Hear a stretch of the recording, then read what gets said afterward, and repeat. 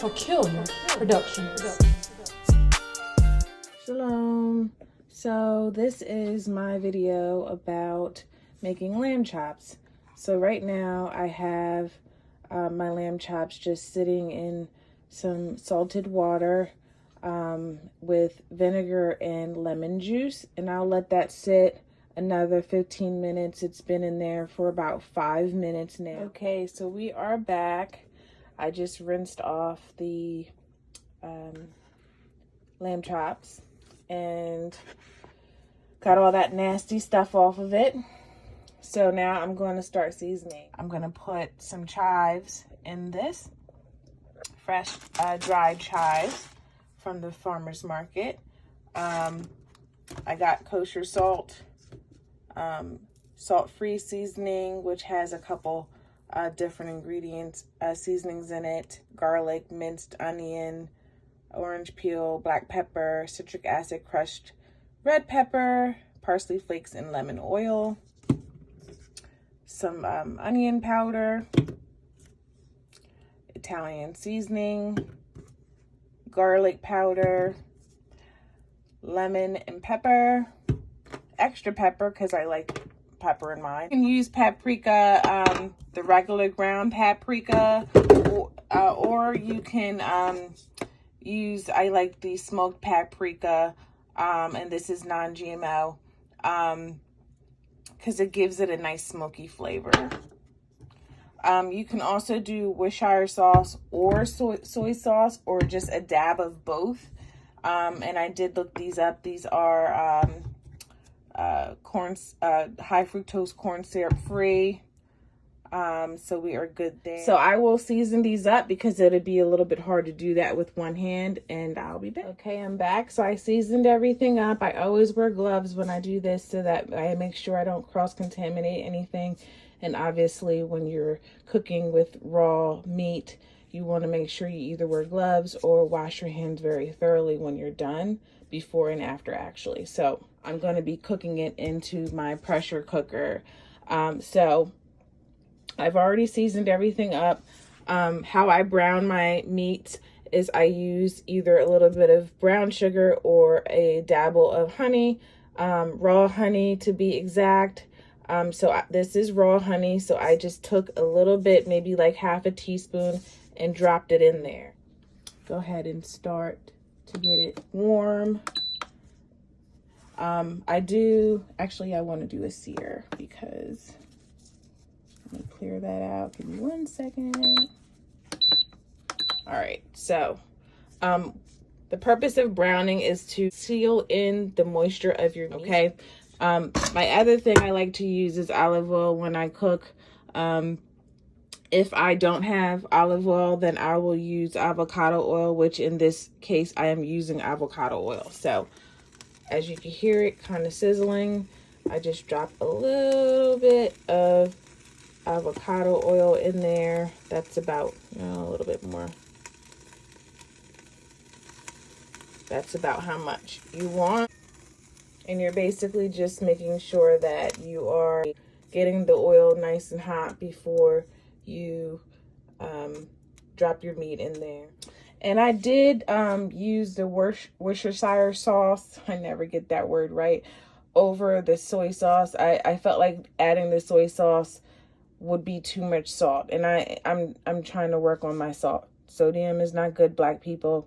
My people, sodium is not good. So let's limit our salt intake there. Okay, so now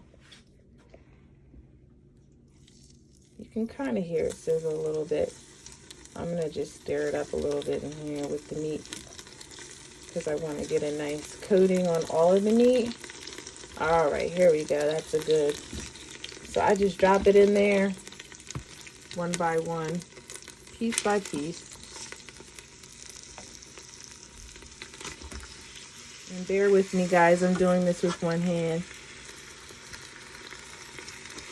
I also like to use the gravy from your seasoning here. So when I add the water into here, that half a cup of water, I'm actually going to add it into here first and get all the nice seasonings going, and then drop it into here. I'm going to flip them now, and then I'm going to, and like I said, you can use your fingers because you've got gloves on, but you know, if you don't have gloves, obviously you can use a fork. And it's hot, but it's not like searing hot where my hands are burning or anything. So I can flip it just like that. Plus I've been in the kitchen for so long, I'm used to doing it this way. All right. So that's what it looks like when it's seared. So I'm going to go ahead and take my gloves off. That smells so good. And I'm going to let it sear again on the other side. And this one says 4, so I'm going to decrease it to 3. All right. So I'll let that do that, and I will be back. I'm searing on that side. I added my water, and I actually did go ahead and add like maybe a half a teaspoon of minced garlic. I just like a lot of garlic, even though I added garlic powder. I just like the garlic, fresh garlic, and this is not fresh, so this is as close as fresh as I can get it. So this just has garlic, water, and ascorbic acid, just for preserve, but it's not produced with genetic engineering, so that's great. So this is as close as I can get to fresh garlic, minced garlic. Pour that right in. And one thing I did forget to say I'm going to also add is a little bit of butter. So this is about a teaspoon, or a little bit, maybe a teaspoon and a half of butter. This is a tablespoon, but not fully a tablespoon. See, so it's about a teaspoon and a half of butter. Okay, I'll just throw that in. Lastly is a bay leaf. I just throw that in. It's a dried bay leaf. I like to use bay leaf. It gives it a nice flavor as well. So that's it for that. Then I'll be closing it in. And again, like I said, this will be cooking for me because I have a pressure cooker. I like to use the poultry for every single thing I cook. All right, so this is what it looks like when it's almost done. This is before thickening. So this is the flour. So you want to get about a tablespoon and a half of flour. Just want enough water that it's not like a dough, but you get a nice milky consistency to it. Just pour that right in. Pour that right in like that.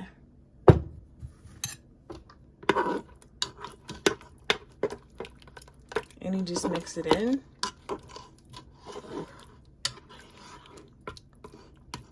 Oh, sorry about that. So once you throw that mixture in, you're gonna keep this on the stove. If you were doing it on the stove, you'll keep it on the stove while you're doing this, and just turn up the heat a little bit so that it can start boiling a little, because that heat is going to activate the water and flour to kind of start thickening your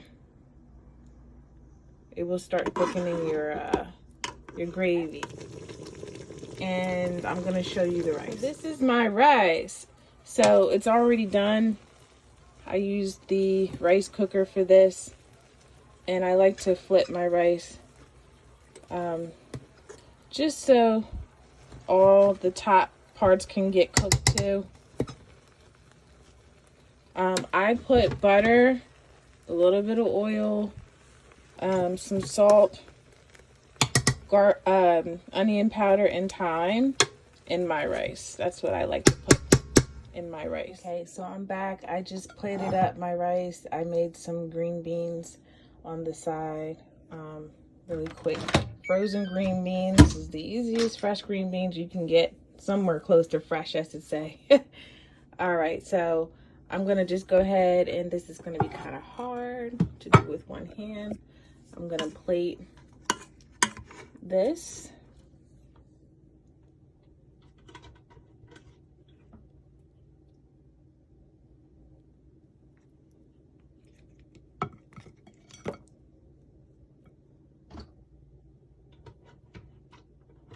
And if you don't like your meat to be too tender, and as I eat, obviously I'm going to take the fat off. I'm not going to eat that fat that's on there. But if you don't like your meat to be too tender, you don't have to leave it in. You don't have to leave it in the cooker very long. I would say if you did this in the oven, you can probably cook it for a good 30 minutes. This is a pressure cooker, so everything's going to come out extremely soft. And that is my lamb chops. And thank you guys. I hope you enjoyed this video. Be blessed and shalom.